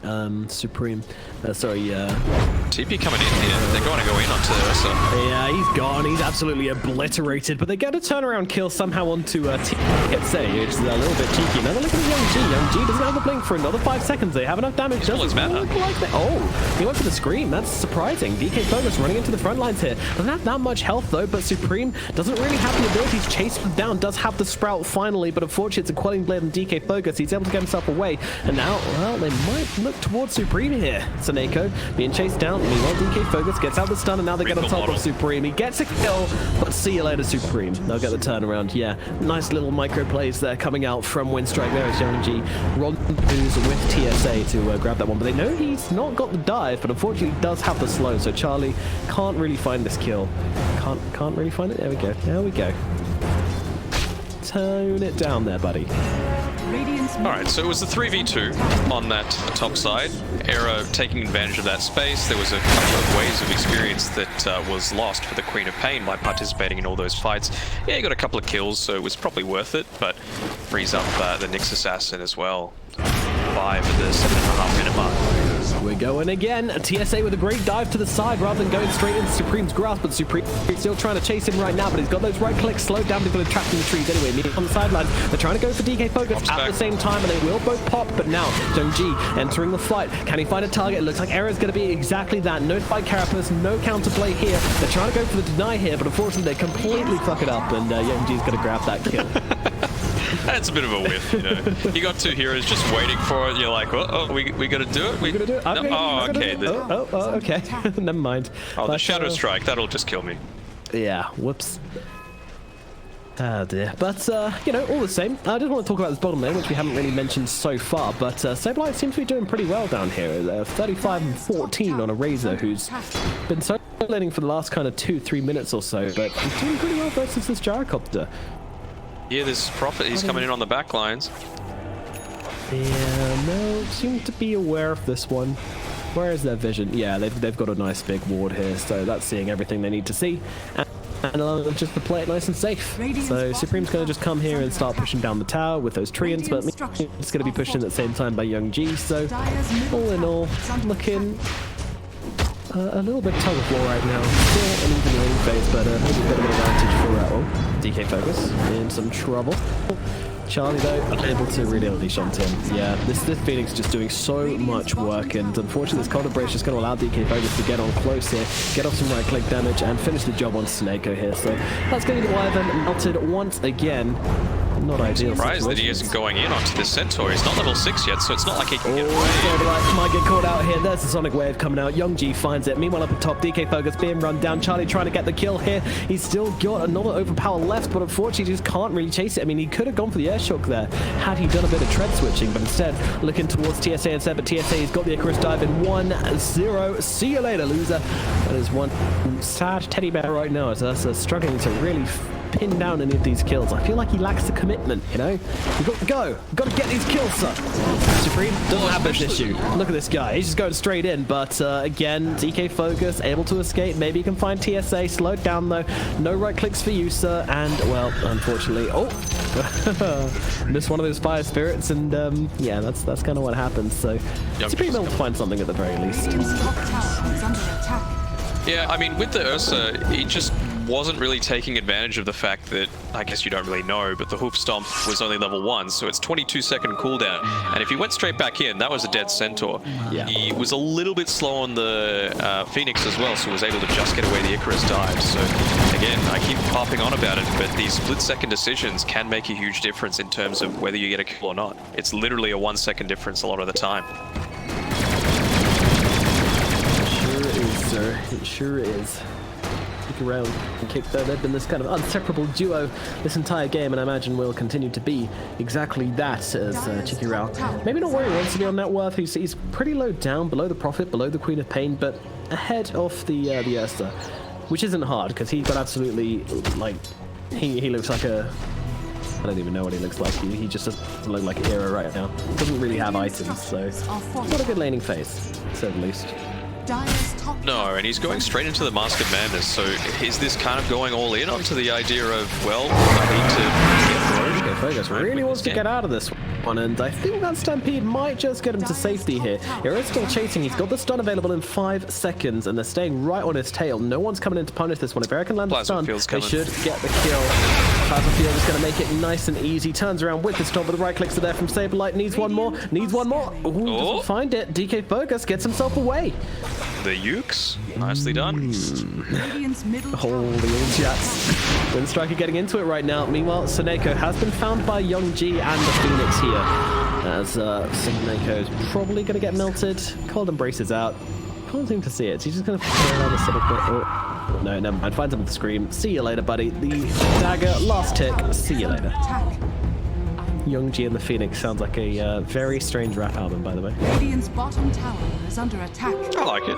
Yeah. Nice sounding one. I think the best thing for Winstrike, based off how things have gone so far, is that Kikid had a horrible game last time. 0-7-0. 0 team fight impact, 0 kill participation. I think it was the same with DK as well. It was like 0-5-0. But this time around, at least as a Wisp, you know you're able to do something in the team fights, right?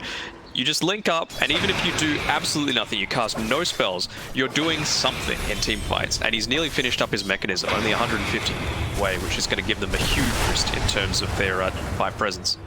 God damn, I mean, the captain's just going like, hey, Kicked, you're doing nothing. Too greedy, Hera. He went for the right click onto the Queen of Pain before getting the stun off, and of course, Young G, he's just blinked straight out. Hera really trying to, like, find the maximum efficiency out of everything he seems to be doing in this series, and sometimes it does just lead to not finding the most ideal plays, letting people get away, stuff like this. So yeah, not feeling great right now.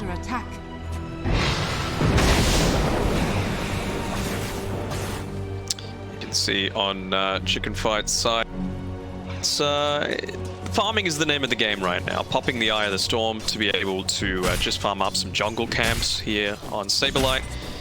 It's not creating and being the space maker and the frontliner right now. The priority is just getting up at least that Hood of Defiance before eventually finishing up the pipe. Yep. You can change the hero he's on, but Saberlight will always be an offlaner. Always wants to build those aura items. You know, again, his team needs a pipe, he can build the pipe. Team needs a Crimson, he goes build that Crimson. So again, it's the Orchid build that Supreme's looking to go for here, trying to force out the early BKB, but joke's on him. Young G was already looking to build it in the first place, and it's going to be again a bit of the reverse card being played with the Orchid being built up first by him. So he's going to look to get in quite aggressively, you would think, onto, I'd say, the Wyvern, try and take him down before he's able to get off any of those big team fight abilities. Yeah, absolutely. That's the one you want to take down every time if you have that Orchid. You know, maybe Supreme going to be a tempting target as well. Quite squishy with this build. He's got 12 armor and 1,300 HP. So, yeah, it's a bit, but probably not enough to withstand damage from the Queen of Pain. Hera, once again, he's... Oh, that's a smoke that they just used and popped straight away. So, nice play by Hera, just sitting there in the Radiant jungle, making sure to see any sort of rotations. And that's what you need to do if you're going to go this style, where Saberlight is just farming away again. Another ultimate pop just to be able to farm. Yeah, the guy wants his money. Comes into the mid lane. Happy to take these creeps up as well. They're just kind of being a brick wall right now. Meanwhile, Supreme TPing out actually. Seemed like getting the IO bullied away by the IO. Yeah, I don't know who was bullying who there. I think they both thought they were being bullied by each other because they both tried to escape immediately. But Chicken Fighters, it's their turn for smoke, but again, broken immediately by something. Some tops in Dota here as well, with the Diffusal Blade being picked up by the Gyrocopter. Yeah, I've been seeing this a little bit from a couple of gyros across different games with Supreme. Looks like such a kind of great here from the top lane, but his team's not getting here nearly fast enough. They are going to come in with the cold and break, but with the Rocket Barrage, they'll be able to keep him dead. Now, with the egg coming down on top of everyone as well, they're just trying to play around with Kick there. They're able to escape the range of the egg, but now the Science coming down onto the Wyvern. There's nothing they can do. 2 kills coming out as a split fight takes place, and Ira and Seneko both get picked up shortly after that profit. And Young G's not done. He's looking to Saberlight. TK Fergus chasing him in as well. Razor not sure what to do with himself. He's going to pop that ultimate to try and get off a little bit of anti-armor here, but going for the TP away. If that's going to be successful, no, the Hoot Stomp is there. The damage follow up as well, and now it's going to be a dead Razor as well. This meantime, you've got this Ursa who's gone the Mask of Madness build, just trying to accelerate his farm a little bit more, considering the rough start he had. He's caught up a little bit, and there's a bounty rune sitting right above him, so even though it's been there for about a minute 20, but all this space, he'd be wanting to try and take Roshan, but the constant pressure coming through from Winstrike doesn't allow it to happen. Well, Supreme is still without that Orchid. It's on his way over right now. If he just waited a second before TPing, might have had that kill, but unfortunately, that's not the way this one's going to go. Meanwhile, we've got those tier 2 neutral items coming out. We've got Nimb Claw coming the way off Winstrike, so I imagine you give that to your Gyrocopter. Yeah, we've got some great items actually coming through, from the Vambrace being picked up. And now starts the little bit of increase in the damage coming through. Mithril Hammer finished up on the Ursa, but it's not until he actually finishes that Skull Basher that he's going to have this big team fight impact. Yeah, Vambrace on Chicken Fighter. So far picked up by no one. Charlie, he's sticking with this Iron Talon for the time being. And to be fair, 15 attack speed, pretty damn sick on an Ursa. So he's going to keep hold of this for now. Has nothing, so Any item is under attack. I believe there's a Philosopher's Stone. Yeah, there's a Philosopher's Stone available if Hero wants it, but yeah, I think that was him just picking it up then. Yeah, it's on its way over. Get yourself some money, boy.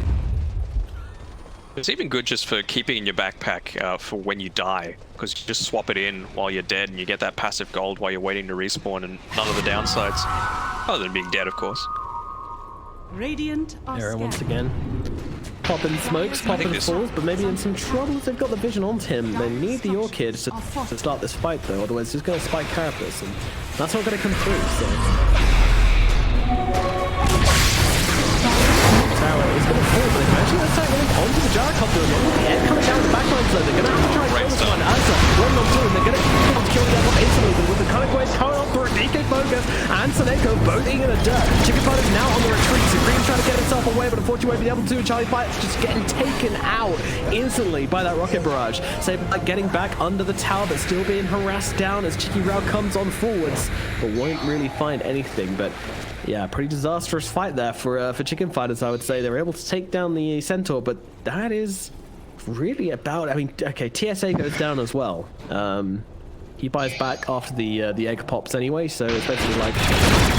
never killed him. He got the egg off anyway, it's just without the stun. Comes back full mana. What up, boys? Hit some spells. I mean, the thing is, with the egg, you don't always have to get it off. It's just what it enables you to do. And you saw a great double stun come through by the Centaur, which set up everything for the fight. Young G able to get a great Sonic Wave off, instantly take out a couple of heroes, then they can easily rotate onto the Wyvern, who had to use the buyback. And again, it's one of these games where I haven't seen Seneko get off a single ultimate. No, he's really struggling with this one, and you know, you pick the Wyvern as like a kind of counter pick to this Iocopter, but you're not doing that. You haven't seen it yet. The spacing's been fantastic. Yeah, I mean, you can do that as well. So, the unexpected, always the best, and this is going to be Roshan being taken down. Mask of Madness, Basher, Ursa shouldn't take long for him to tear through his Roshan. I scan this one to see if anybody's coming in. They're really worried about this, but it doesn't look like they should be, because they've already taken its ages. Chigurao is just coming over, but a little bit too late. That's much more of the gameplay that you want to see. Yeah. You just instantly do it. It doesn't give them the time to react. You can see that if they probably took another, 3 or so seconds, they might have been found out by this rotation coming through from the Iocopter. The seeds are falling. It's spreading. One day I'll get the whole Dota scene saying Iocopter, but until that point, one caster at a time. I'll keep getting them. About Irocopter. That makes me think of Avatar, though. Yeah, exactly. Yeah. Good old Mr. Iro. That's the thing, the other life hack, you know, just come out of coronavirus situation looking like Iro after he was in jail, you know, just do all of these bodyweight exercises. Yeah, calisthenics, baby, let's go. Fortunately, I have broken ribs, so cannot do any of that, which is very frustrating because I was on a huge, like, health trip about, like, a year ago, but for the last 3 months, taken an absolute nosedive. That's It's pressure. Like, Jara is farming up a Storm now. He doesn't even have his Aghanim Scepter, and he's not choosing to go at this game, opting for a bit more of an aggressive style. And that Iron is is going to start to TP back. That's one dead. Phoenix though to start off this fight, and also damage to the Ravens might actually be an opportunity. Charlie trying to get on top of Chikira right now, but I am making it very difficult to do so. But the bash comes out. Can they finish the job? I think they can, but there's a double damage. Queen of Pain coming in from behind, doing a ton of damage. Charlie, can he take him down in time? Yes, with the stun from the high ground, they will be able to do so. And with the Aegis, the Ursa is going to be coming back for round 2 soon enough. Chicken Fighters, they might have found their fight here, but I think they need to press the brakes a bit. It's only a 3-on-3, sorry, 3-on-2, but this Queen of Pain still very strong and still has that Sonic Wave loaded up, ready to go with the double damage. You got to respect it, and this is not respecting it, Era. This is not respecting it at all. He's going to lose his life. Charlie coming in onto Young G here, but Young G going to blink himself away. I'm actually surprised that Young G didn't think of turning around onto Charlie there, but didn't want to risk getting bashed up and only overpower coming out and causing more trouble for this Ursa. So, interesting. Yeah, no bashes onto the Queen of Pain there, but probably got a little bit lucky against the Io and the Gyrocopter. I think Io got bashed 3 different times in probably about 5 hits, so very easily burst down by the Ursa there. And the big win for Chicken Fighters is that throughout that team fight, I don't think the Nature's Prophet was there at all. He was just pushing out this bottom lane. You can see that they're constantly trying to make sure that it's being pressured. Tier 2 tower still somewhat healthy, but they just want to constantly have that in the back of Winstrike's mind, that it is a factor. You need to constantly be looking at this bottom side of the map, and creates pressure for them to make their decisions. Yeah, for sure. Nearly finished up the Spirit Vessel on Era, which should be pretty big. I kind of feel like... Wait, we can find out. We have the technology. What are you looking for? Yeah, so the mango tree did actually belong to Chicken Fighters, and they, if you see where my camera is, they planted it here, in this area. So that must have been giving them like a ton of it was giving them vision basically like in this entire area around here for such a long time for Chicken Fighters, because the assassin just went and planted it really deep, and eventually find it in the end. The mango's giving it away. But I mean, yeah, I mean this is fine. You can give the enemy team loads of mangoes if you have that vision for such a long time. It's actually very good. I'm a big fan of aggressive mango trees. Spirit Vessel is up. We have a... Is the lads coming out to the Razor yet? Yeah, sorry, I'm building it. Maybe you got something else instead. I'm looking to go for the BKB now, it seems like. Yeah, Pipe on the Razor. Going to be next. Nick Assassin, he's got that Spirit Vessel. They're in a really good place, Chicken Fighters. At the same time, though, Winstrike, they have that big net worth advantage. They have this Gyrocopter. He is everything. He's actually going to have a Butterfly finished up soon as well. It basically all depends on the Razor versus the Gyrocopter. If the Razor can stay on top of the Gyro like he did last fight and just get that tight link off and keep him locked down and keep him not doing any damage to these fights, then the fights are going to look good for Chicken Fighters, but that's easier said than done, especially if the game gets later. Gyrocopter hits that Butterfly. If he hits that level 20 talent as well for the part 40 movement speed, it's going to be very difficult for this Razor to just stay on top of him like that, even if he does have that BKB. Dire structures are fortified. I think that Nyx Assassin and Wyvern need to be talking to each other a little bit more. It's so important that Seneko finishes up his Glimmer Cape, because it gives you options. When the Queen of Pain jumps on you, you're not just instantly dead. You can use that, you can limit the effects of the Orchid that get put onto you, and he's much closer to picking it up relative to Era, who's still, what, 1800 gold away from getting a Blink Dagger? I think just for the short term, it needs to go over to the Wyvern. Yeah, I'm kind of with you on that one as well. Interesting stat though, because Era is a new addition to this team. He's only been playing for them for about a week, as I understand, so... Yeah, I mean, they used to have Milan, but Milan's gone over to play with Ninja in Pyjamas for this tournament, so... into position. Understandable. He's always looked really solid, Milan, as well. Trying out for a couple of teams. I think he tried out for T1 briefly, and he looks by far their best player in that iteration. Yeah. Mid lane. They get aggressive. Yeah, they're coming into this on Winstrike, but they're going to be able to just start getting onto the Gyrocopter, getting most of his damage taken away straight off the bat. Ed coming through, but it's going to get taken out really, really easily here. Winstrike with the fumbled initiation, trying to get themselves out. Not much chase available on the side of Chicken Fighters currently. Still trying to look for this one. Meanwhile, the haste rune picked up from the Gyro. eventually, I mean, the Sonic Link is going to run out, and he's going to get his damage the back. Sonic Wave. They might look for this right now. Two-man stun coming out, and two heroes almost being here, but no! The call comes in. A beautiful call from Saneka, but it's just holding everything still, but then the stun out from Era as well onto 3. But absolutely beautiful, but unfortunately, they've already lost Sableye in the middle of this fight. Kicked and Gyro both going down in response, so it looks like Era will be following his teammate to the grave right now. Charlie on the run, realizing that they actually need to get out of this one. There are only 2 heroes up on the side of Winstrike, but they are 2 scary-ass heroes, so they do get themselves away. Supreme having to back out really soon out of that fight just because of how low he got during that engagement. That would have been absolutely disastrous if Saneko hadn't come in with that huge Winter's Curse onto 3, resetting the fight, setting Era up for the 3-man stun to follow up as well. Brilliant. It's taken a while for it to come out, but getting maximum impact when he does get it through. I was just about to say it would have been horrible if he tried using it onto the Queen of Pain with a recently picked up Lincoln Sphere, but perfect usage onto it. A perfect pawn in the team fight to enable the rest of the team to position themselves appropriately.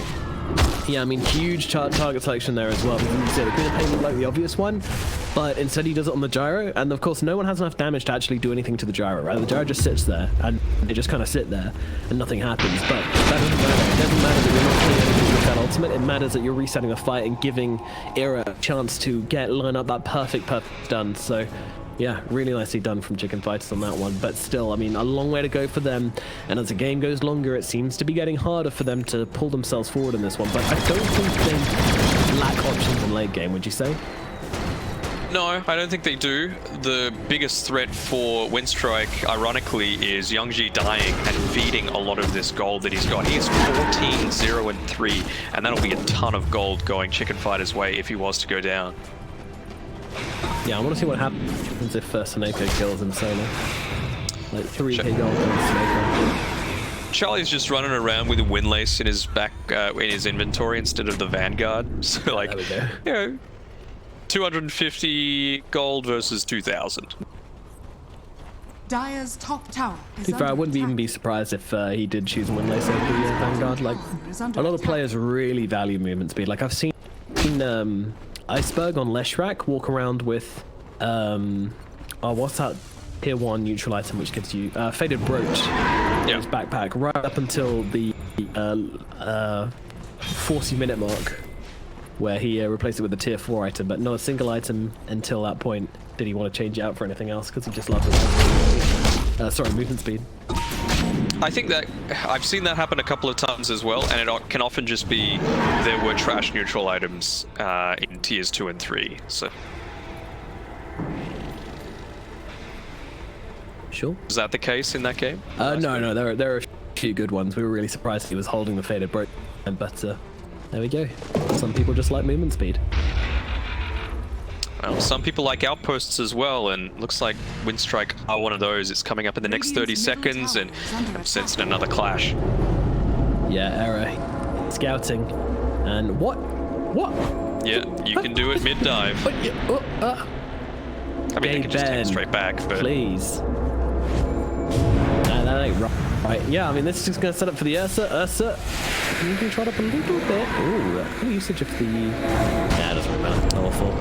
Supreme, though, on this bot side. As soon as this team fight starts, he's going to start the push. Yeah, he's really rang hard, but both outposts going the way of... Oh, no, he actually managed to take that bot one in the end. Meanwhile, fighting up into the next assassin right now, thinking of using that Sonic Wave, but realizing he doesn't really need to. But Ed goes off in the backlines, not really achieving anything, and Era's just going to buy back into this. They want to take this fight. And they certainly shall not be finding anything though, but still, Roshan up and available, looking very, very fertile right now.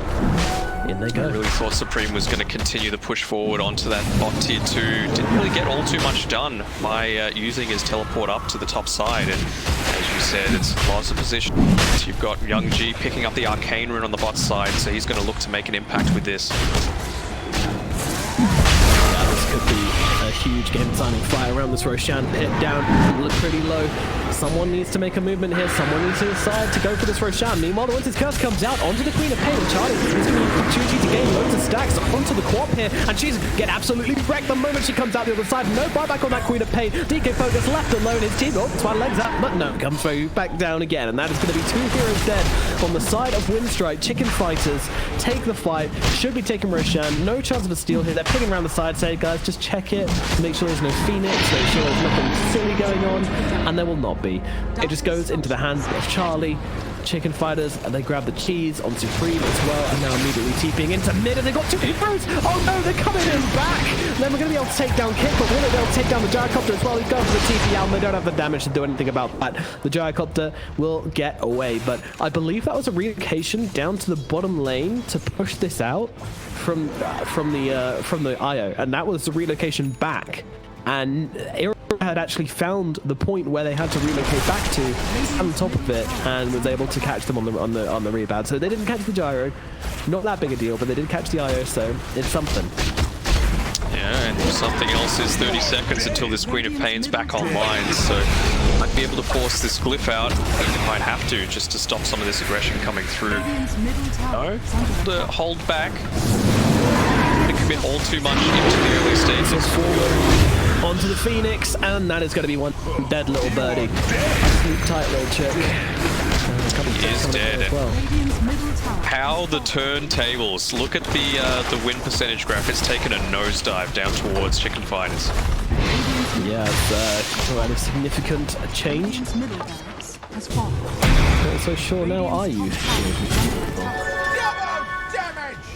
Still favoring Winstrike slightly, surprisingly, but I'm sure that won't last long as this tier 2 tower starts to crumble. Age is still in the hands of Chicken Fighters as well, so the map is theirs for the next 5 minutes. They can do what they want. Yeah, all tier 1 towers gone, so you're not going to have any glyph refreshes by pushing forward. So bottom tier 2 would be the next point of call, you would think, for Chicken Fighters. Unless they can find a fight here. They don't have good vision up right now, so I don't think they really want to Double force damage. Here. Oh yeah. I don't know how they found that. Stampede? Okay, oh, they're gonna get onto the high ground right now, and they're immediately opening up onto the Pages. Yeah, that is important. And with the empower.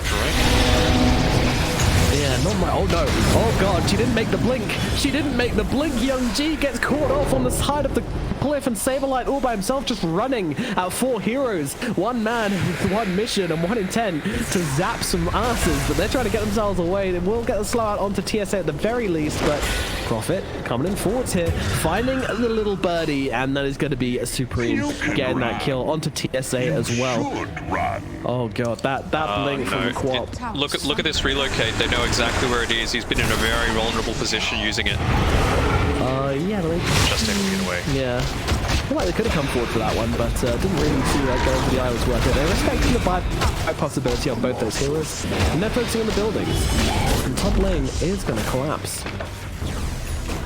They're just going for the tier 4s. Wow, they are looking to force this one out well and truly. I mean, there is an egg, there is a piece on the blade. Not too sure on this one then. We're going to open up onto Gaia. Meanwhile, Young G jumping back line, but Kitty's just taken out immediately. Buy back.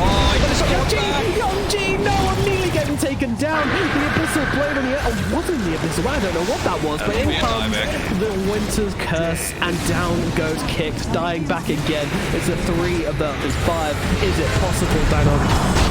I don't think so. Oh, it's possible. It's possible that they're just going to lose straight up. Yeah, it comes out. Lasts about 2 seconds. DK Focus back into the fountain. See you later, buddy. Meanwhile, Arjara being chased around his own ancient. Tier 4s starting to fall, and your GGs are called.